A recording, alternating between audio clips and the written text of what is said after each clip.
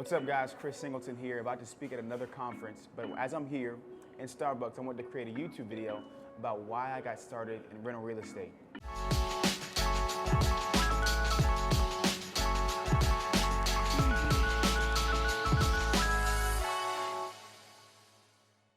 So if you're new to my channel, my name is Chris Singleton. I'm a husband, father, inspirational keynote speaker, children's book author, and investor in rental real estate. If you want to learn more about becoming a speaker, please go to the links below this video to check out more on the Speaker's Huddle. So with rental real estate, the reason why anybody starts anything is because something in their life happened, or they had this epiphany and all of a sudden they cared about it. For me, that epiphany was in June of 2015, I lost my mom. When we lost my mom, she was our breadwinner, paying the mortgage, paying our car insurance, paying our car notes, everything. And so when we lost her, all those payments stopped. And what ended up happening was we foreclosed on our house. So if you don't know what foreclosure means, it's a really simple term of saying you stopped paying your mortgage payments and the bank took your house. So if you Google the definition of what foreclosure is, it'll literally say the action of taking possession of a mortgage property when the mortgagor fails to keep up their mortgage payments. It's a weird word, mortgagor, but that means a person that's paying their mortgage every single month. And we didn't do it.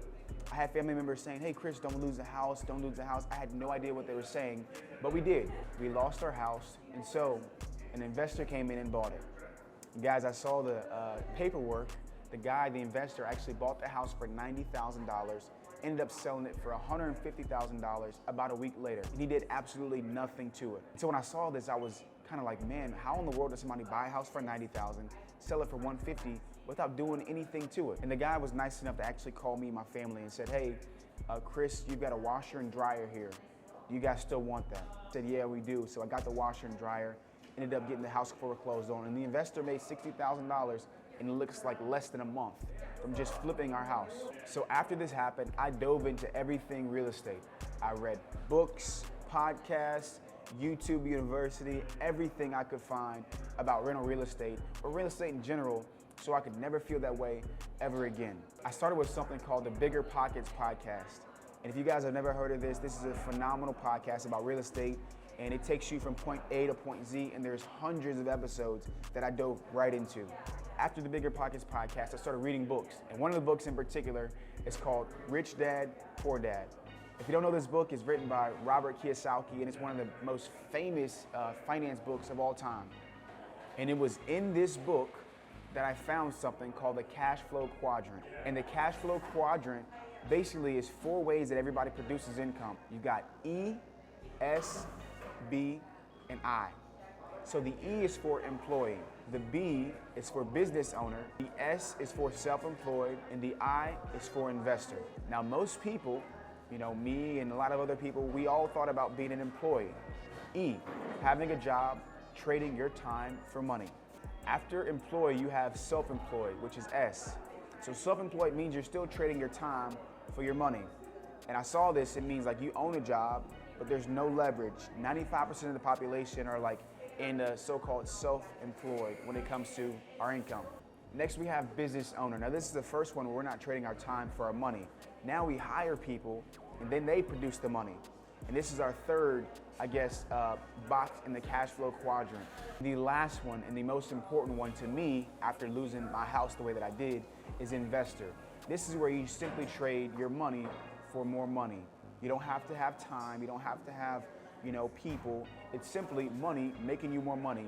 And that's where I wanted to learn everything that I could about. So with the help of me diving into the real estate books, diving into the Bigger Pockets podcast, I hit up a local real estate agent, and this is so important if you want to be an investor. You tell them, the agents, hey, I'm an investor. I'm looking for rental real estate or real estate to flip.